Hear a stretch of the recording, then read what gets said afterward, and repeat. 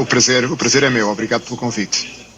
Obrigada. Ricardo, mais cedo eu estava até falando aqui sobre os dados divulgados, PMI, né? A gente teve hoje mais cedo o PMI aí da zona do euro, número abaixo dos 50, mostrando uma contração da economia nos países do bloco. Em primeiro lugar, queria entender a sua avaliação sobre estes números, esse cenário como um todo. Se você vê aí realmente um cenário pessimista para a Europa.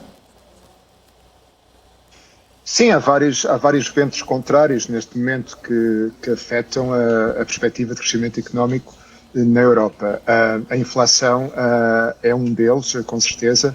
Já tivemos o CPI, que é o índice de inflação ao consumidor, e temos também o PMI, que também é um indicador muito importante quando toca ao ferir da confiança dos agentes económicos, e neste caso na área da manufatura, sobretudo. Por isso eu penso que a interpretação que podemos fazer, porque o número foi de facto pior do que a expectativa, é que as nuvens negras no horizonte da Europa continuam a adensar-se, e o cenário cada vez parece mais carregado. E como que você acredita, né, que a Europa pode solucionar essa situação? Realmente a gente viu uma subida de juros recentemente, né, pelo Banco Central Europeu, porém, muita gente criticou, a gente até conversou sobre isso outras vezes que você participou aqui com a gente, de uma demora até de Christine Lagarde em retomar aí, né, subir os juros para tentar conter essa inflação. Mas eu queria entender, né, quais alternativas que você acredita que a Europa possa ter realmente para conseguir reverter e sair dessa situação. As alternativas parecem ser poucas neste momento, Paula. A principal ferramenta do Banco Central Europeu para combater a inflação é, como disse, a subida da taxa de juro e moderar, talvez, a compra de ativos, o que o Banco Central Europeu já fez. Até a subida da taxa de juro, agora, recentemente, superou as expectativas, foi de 50 pontos base.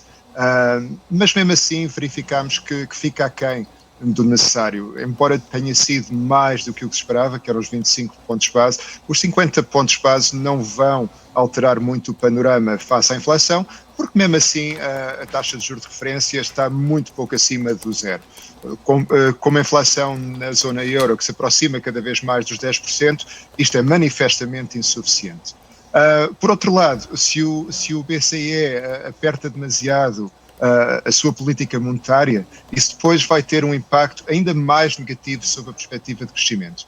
Sobretudo quando algumas das principais economias da zona euro enfrentam desafios que nos deixam apreensivos, como por exemplo a Alemanha, que tem uma dependência energética muito grande do fornecimento de gás russo, e esse cenário está cada vez mais complicado, com a perspectiva da Rússia até cortar totalmente o fornecimento deste gás.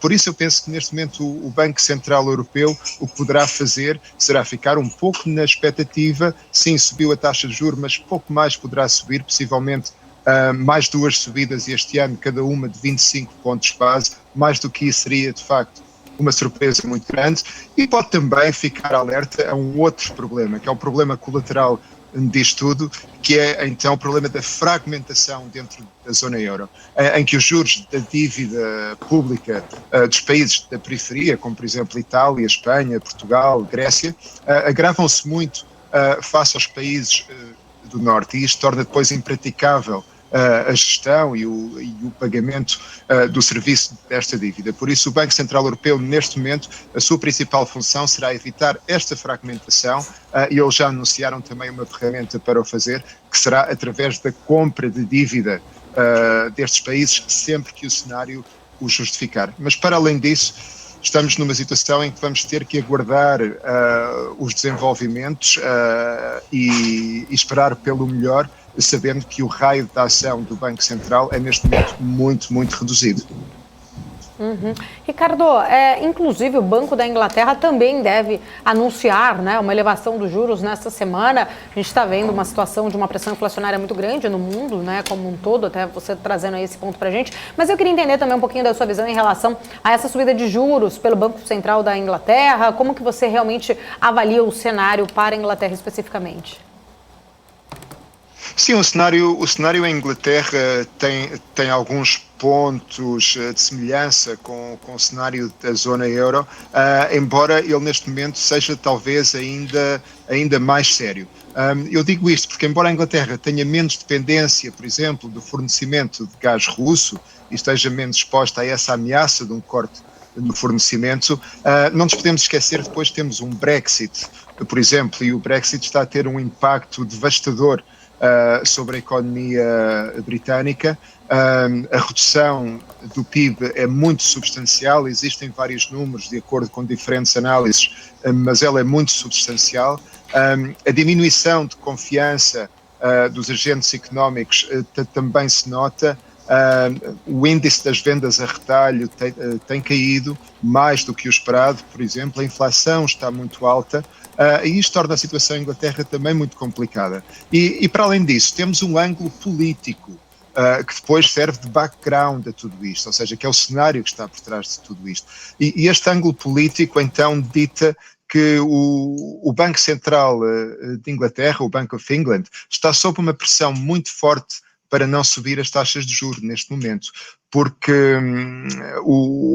embora o Banco Central seja independente, a pressão política é enorme, porque o Partido Conservador é um partido que na sua gênese tem aversão então a taxas de juro alta, quer políticas de estímulo, sobretudo, para que venham a melhorar o crescimento. Por isso eu penso que a Inglaterra, ou no Reino Unido, melhor dizendo, a situação é semelhante à que encontramos na zona euro, mas será talvez até mais preocupante porque a nível do crescimento ele é inferior ao da zona euro e as perspectivas para o futuro também são muito pessimistas devido ao Brexit.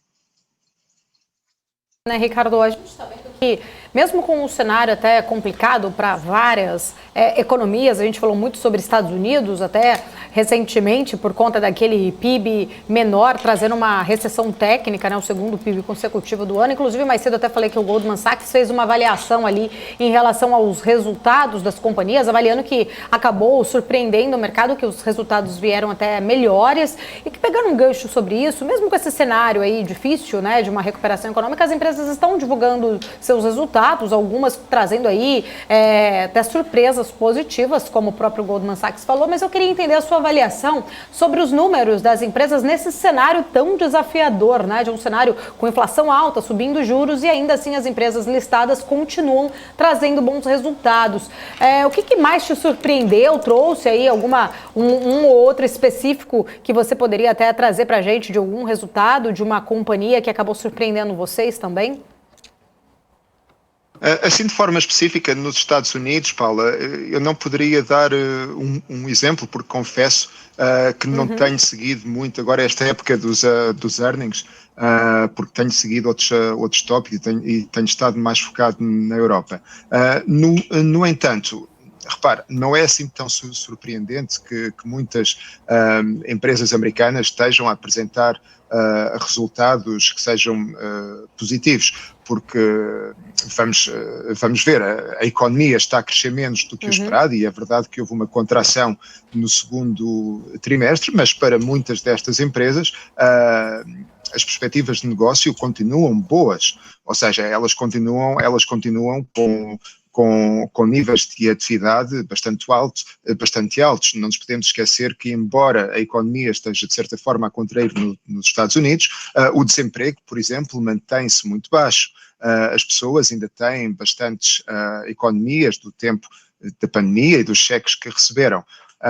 Por isso, é natural que algumas empresas tenham resultados mais positivos do que o esperado. Por exemplo, na área da banca, os resultados têm sido positivos, na área da energia, os resultados têm sido positivos, até mesmo na própria tecnologia. O resultado, você pediu-me um exemplo, eu diria, por exemplo, a Apple, o resultado foi mais positivo do que se esperava e aguentou-se bastante bem, mas isto também são tudo empresas, ou muitas delas são empresas que operam a nível global e os seus resultados não dependem apenas do que fazem internamente a nível doméstico. Por outro lado, temos também um dólar muito forte e este dólar forte também acaba neste momento por beneficiar os resultados das empresas que operam a nível global. Por isso eu diria que isto é uma combinação destes fatores, embora em contraponto aos resultados positivos de muitas destas empresas, temos então o resultado global em que, como você disse, Paula, a economia americana entrou no segundo trimestre consecutivo de crescimento negativo, que tecnicamente entrou em recessão, embora haja pessoas que digam que não foi recessão, mas é, tecnicamente, e por isso, mais tarde ou mais cedo, isto vai também acabar por se refletir nos resultados das empresas, e lá mais para a frente veremos. A Débora está aqui comigo, também tem perguntas para você. Vamos lá, Débora. Ricardo, bom dia para você. Bom, Ricardo, a gente leu informações, né, de que o Palácio Presidencial da Alemanha, em Berlim, não é mais iluminado durante o período da noite. A cidade de Hannover também está desligando a água quente nos chuveiros de suas piscinas e academias. Os municípios de todo o país estão preparando, né, paraísos de aquecimento para manter as pessoas aí protegidas no frio nesse momento, né? Isso num cenário em que o inverno ainda nem sequer chegou.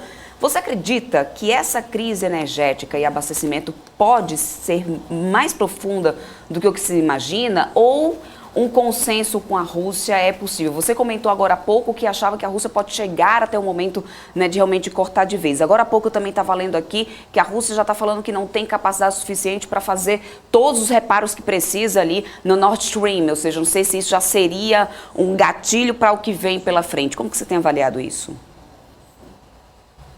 Bom dia, Débora. Assim, a Alemanha, agora olhando para trás e tendo o benefício de podermos olhar para trás e julgar o que aconteceu no passado, que é muito mais fácil, é claro, a Alemanha cometeu um erro estratégico muito grande ao fazer depender a sua política energética de uma relação com uma Rússia que é um parceiro com pouca credibilidade. Ou seja, a Rússia neste momento é o principal fornecedor de gás à Alemanha. E as circunstâncias na Alemanha são muito particulares, porque o consumo de gás a nível industrial, em termos de percentagem do total, é muito mais alto na Alemanha do que é no resto da zona euro. São quase 40% do gás consumido na Alemanha é consumido pela indústria.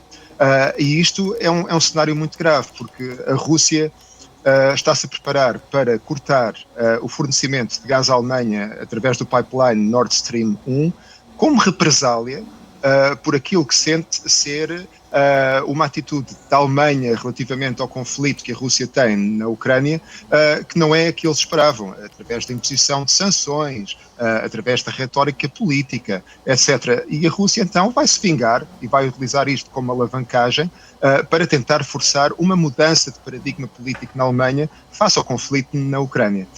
E isto é um problema muito grave, porque, como eu disse, a indústria alemã depende do gás russo. Quando eles assinaram estes acordos de fornecimento, eles fizeram partindo do pressuposto que o gás russo seria muito barato e logo daria uma vantagem competitiva muito grande à indústria alemã, só que agora está-se a ver que a nível estratégico foi um erro enorme. E a indústria alemã está nas mãos dos russos, não nos vamos iludir, é isto mesmo.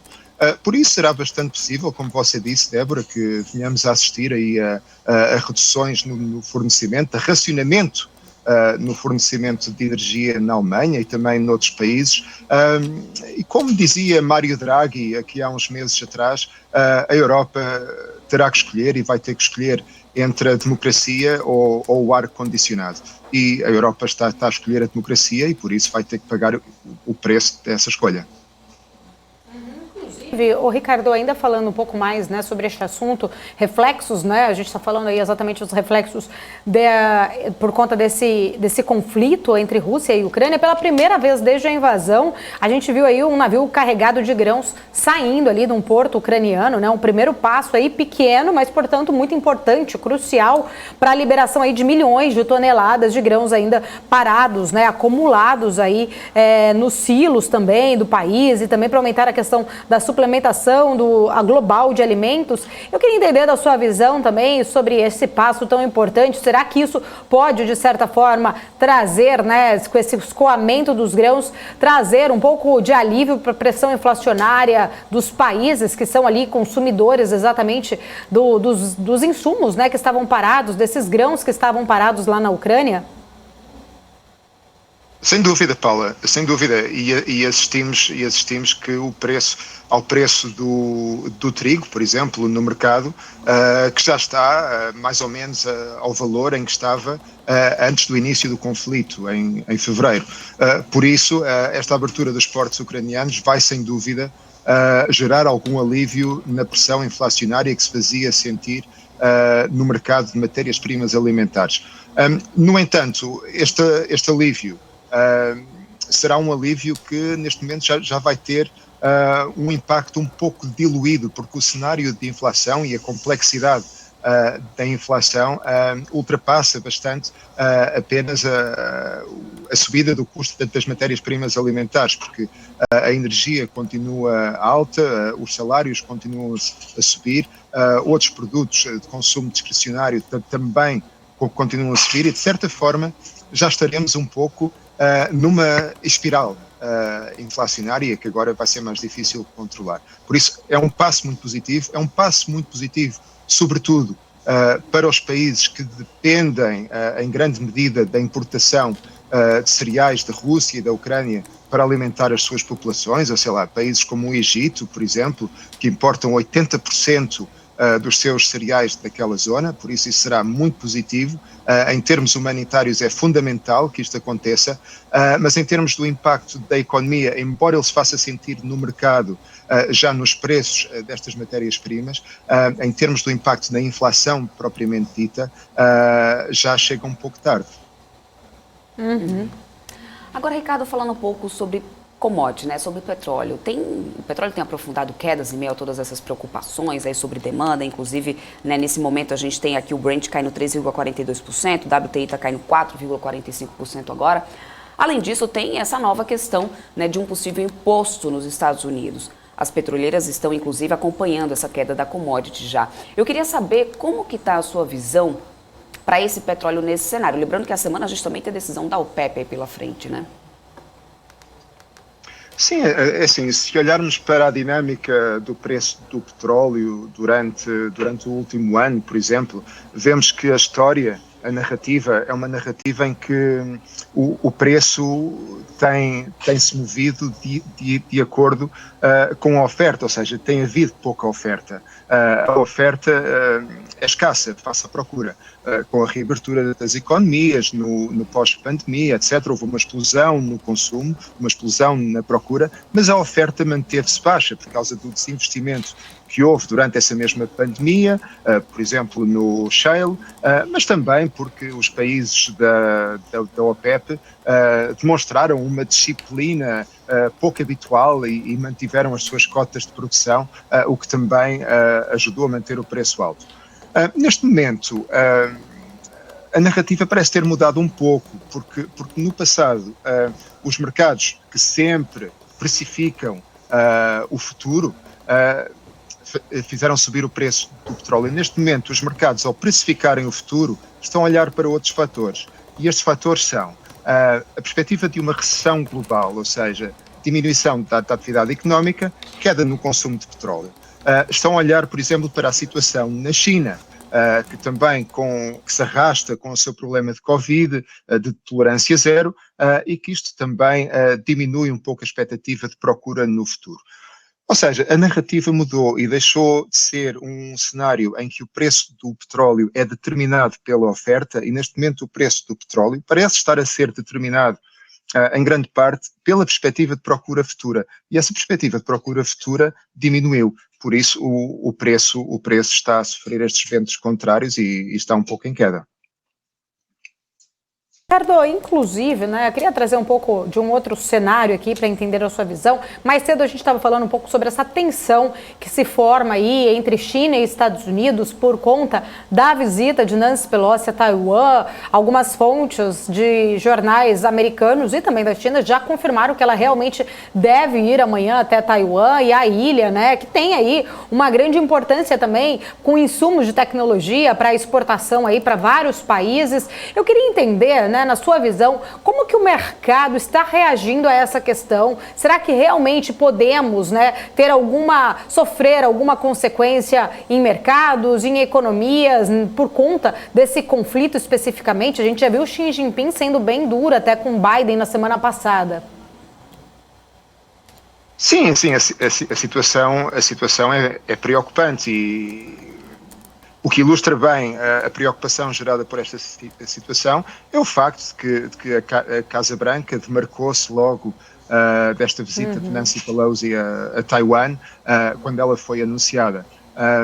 É assim, todos sabemos que a política da Casa Branca, a política americana, continua a ser a política que eles chamam de One China, ou seja, em que eles reconhecem que a China e Taiwan são o mesmo país, embora estejam completamente contra um ataque militar da China para retomar o poder sobre aquele território. Ou seja, é um pouco ambíguo, é um pouco complicado, mas é assim a política, em muitos casos, sobretudo a política internacional.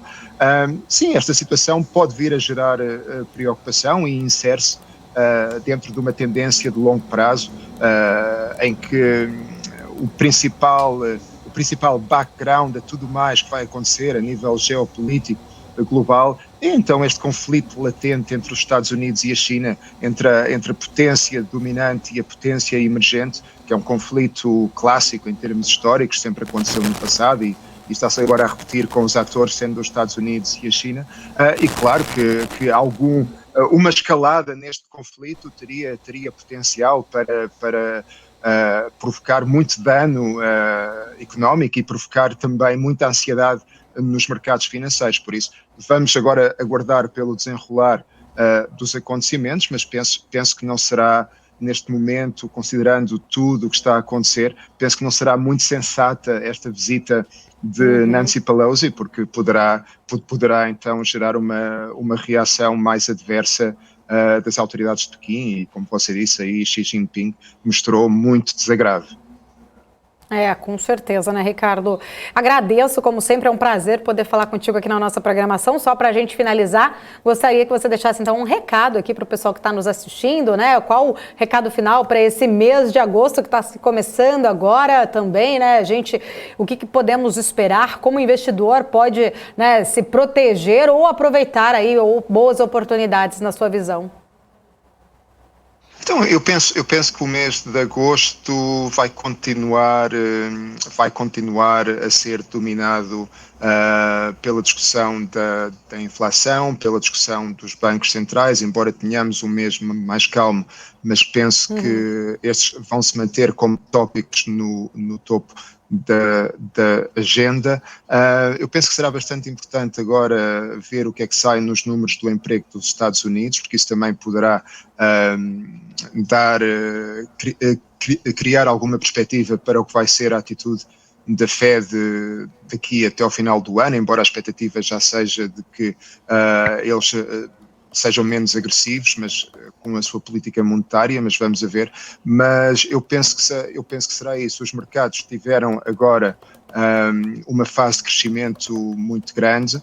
Isso foi à conta de uma expectativa de que os bancos centrais vão abrandar um pouco com o apertar das políticas monetárias, mas penso que neste mês de agosto sairão dados que nos poderão então dar mais pistas sobre qual vai ser a atitude dos bancos centrais daqui até ao final do ano. Se as pistas perspectivarem a continuação desta política mais agressiva, penso que será mau para os mercados. Se, no entanto, as pistas derem conta de um abrandamento económico muito forte que venha a criar a perspectiva de uma recessão e diminuir o campo de ação dos bancos centrais, aí eu penso que, paradoxalmente, será mau para a economia, mas poderá ser bom para os mercados.